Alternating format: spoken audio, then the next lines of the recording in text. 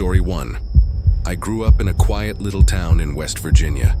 I won't mention the exact name of the college I went to, but it was a small university not too far from where I lived, maybe a 15-minute drive. Back in 2021, during my freshman year, the effects of CO were still lingering, shaping nearly every part of campus life. One of the biggest changes was in the dorms. Since most students preferred staying off campus, only a few of us remained in the residence halls. I couldn't afford an apartment, so I decided to stay on campus and just drive home every weekend.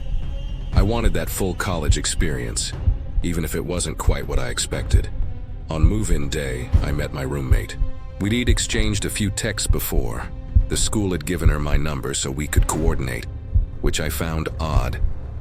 She came across nice over text, and in person she was polite, but distant, like she came from a well-off background and didn't need to try. During one of our first conversations, she casually mentioned, "Everyone's got their own rooms this semester because there aren't many students left. I did too until they assigned you." I laughed awkwardly, not sure how to respond, and quickly changed the topic. I told her I lived close and would usually go home on weekends, leaving Friday afternoons and returning early Monday mornings. She didn't seem to mind. In fact, she spent most weekdays at her boyfriend's dorm, so we barely saw each other. That first Friday, I packed up and went home like I said. When I returned Monday morning around 6 a.m., the dorm was silent. I didn't have class until 10, so I decided to nap. I had a thick memory foam mattress, and about 10 minutes after lying down, I felt the edge of the bed sink slightly, like someone had leaned on it. I froze. Then, after a moment, the pressure lifted and the bed leveled out. My half-asleep brain brushed it off. I turned to see her lying in her bed, facing the wall, seemingly asleep. The next weekend, I followed the same routine. When I returned and went back to sleep, it happened again. Only this time, the entire side of the mattress dipped, like someone was sitting right beside me. I didn't move. My heart raced. Then I heard the faint sound of someone jumping off the bed, my bed, which was high enough that I needed a step stool to climb up. I forced myself to glance over. She was in her bed again, facing the wall. No movement, no sound. I convinced myself it was exhaustion, maybe a dream. The next Monday, I walked in and saw her sleeping, this time facing my bed. I climbed into mine anyway, too tired to care. Within minutes, that same sinking feeling returned. Then, a hand touched the back of my neck. Cold fingers, gentle pressure. I couldn't breathe. I stayed completely still, pretending to be asleep. Whoever it was didn't squeeze, just held on. After what felt like hours, the weight lifted. I didn't turn around. I just got up, grabbed my phone, and ran out. I called my mom, crying. She reported it to the school, and they immediately moved me to another room. They asked if I wanted to involve the police, but I said no. There wasn't any solid proof. I just begged them not to assign her another roommate. Later, I remembered a few strange details, like how she once mentioned her old roommate didn't stay long, but never explained why. I also remembered her unlocking a drawer once, filled with prescription bottles. She claimed they were for a skin condition, but I'm not so sure. When I realized I'd left some of my stuff behind, she actually texted me to come get it. My key still worked, so I went while she was gone. Or so I thought. As I turned to leave, she was standing in the doorway, silent. I hadn't even heard the door open. Trying to act normal, I smiled and walked past her. Then she asked, "Which room did they move you to?" I lied. Told her it was on the first floor near the stairs. She kept pressing for details, but I pretended not to remember. I left and never saw her again. To this day, I don't know what that was. Was she sleepwalking? On heavy medication? Or was she testing how close she could get before I woke up? I just hope she never got another roommate again. Story 2. This happened during my time at university from 2021 to 2023. My school wasn't exactly famous for its nightlife, so most students spent late nights studying on campus, especially in the library or 24-hour academic halls.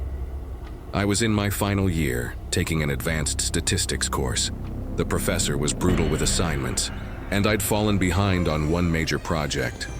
My laptop was giving me trouble, so I decided to use the computers in the business building, a quiet, slightly isolated structure at the edge of campus.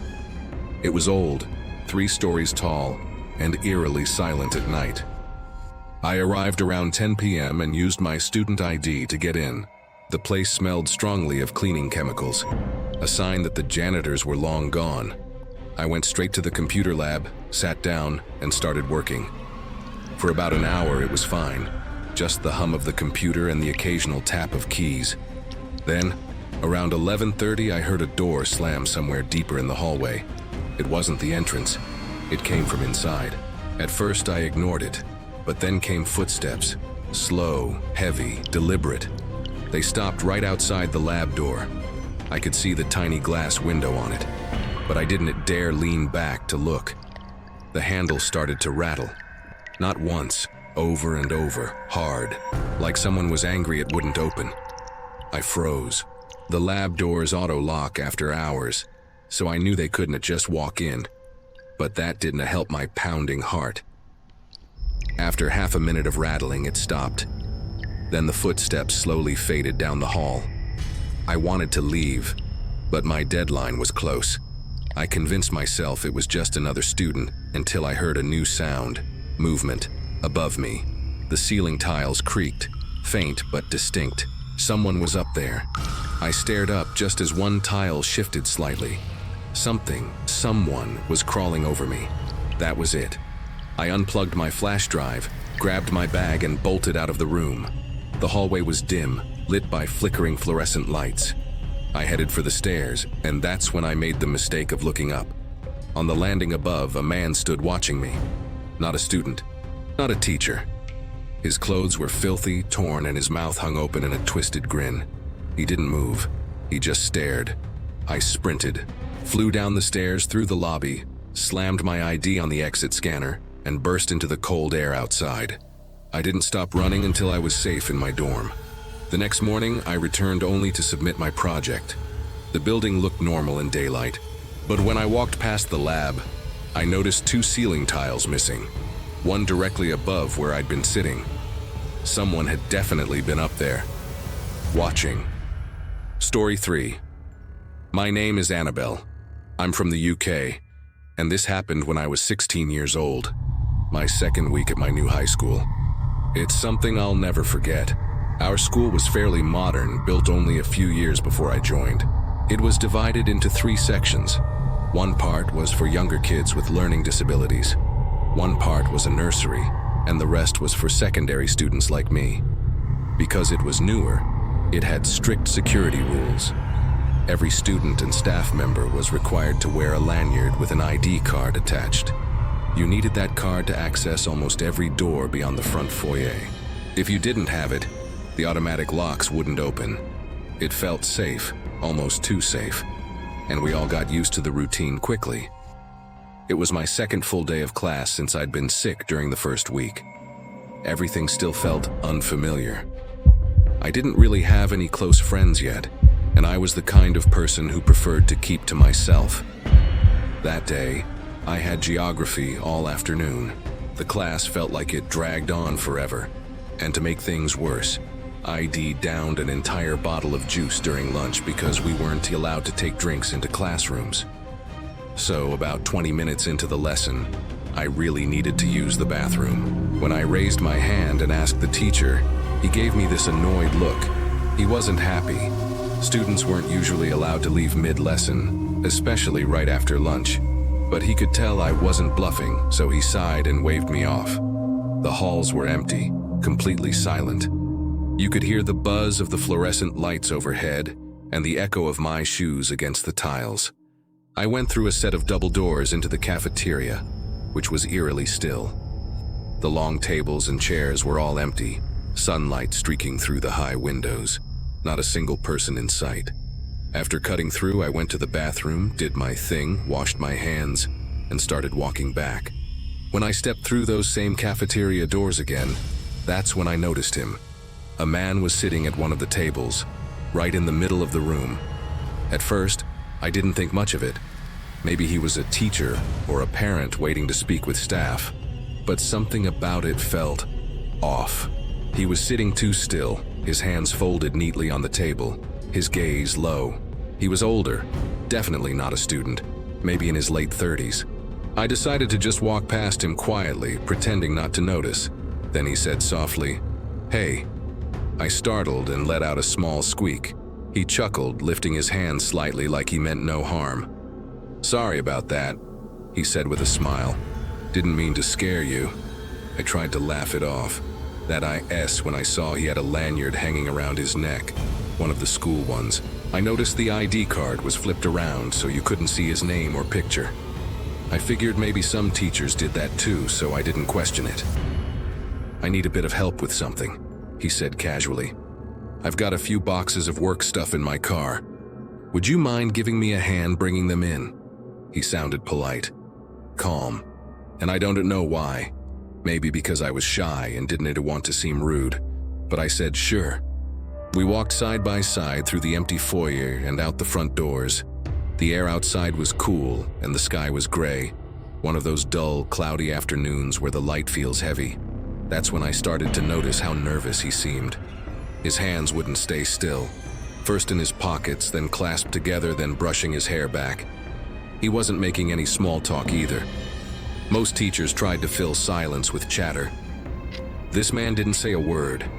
The car park was about 50 meters away, hidden behind some tall hedges.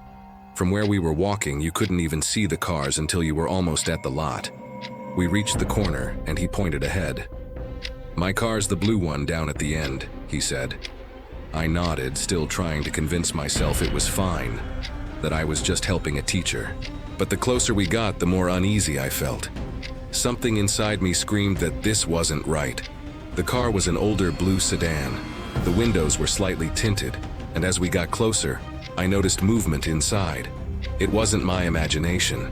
Someone, no, two people, were crouched down in the back seat. My stomach dropped. The man beside me must have realized I'd noticed because the back door suddenly swung open. One of the men inside started climbing out, and the one beside me grabbed my arm in a tight grip. I didn't even think. I just screamed, a sound I did not just know I could make, and twisted with everything I had. Somehow my arm slipped free and I bolted back toward the school. I could hear footsteps pounding the pavement behind me. Not just one pair, but two, maybe three. My lungs burned as I sprinted across the courtyard. When I reached the school doors, I prayed they'd open fast enough. The glass panels slid apart automatically, and I stumbled through, gasping for air. I didn't stop running until I reached the cafe near the library. There was a woman working behind the counter. I ran straight to her, shouting something incoherent about men and cars and being followed.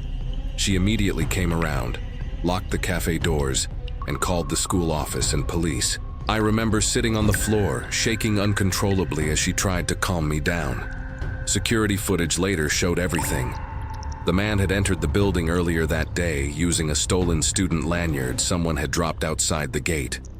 That's how he got past the front scanners. The ID was flipped backward so no one could see it wasn't his. The police caught them not long after. All three men were charged with attempted kidnapping. Apparently the car had been reported earlier in the week, parked near another school. It makes me sick thinking what could have happened if I hadn't noticed those figures in the back seat, or if I'd hesitated just a second longer. I didn't go back to school for nearly a month. Even now, years later, I still get anxious walking alone, especially near car parks. Therapy has helped, but certain memories won't leave me. The smell of that cafeteria, the echo of my footsteps, the way his voice sounded when he said, "Hey." I still think about how easily I trusted him, just because of a lanyard. That day taught me something terrifying. Sometimes danger doesn't come from dark alleys or creepy strangers. Sometimes it walks right through the front doors, wearing a smile and an ID badge. That day will always be the scariest moment of my life. If you're still here, remember to like the video, subscribe, and hit the bell icon. You never know whose story might show up next.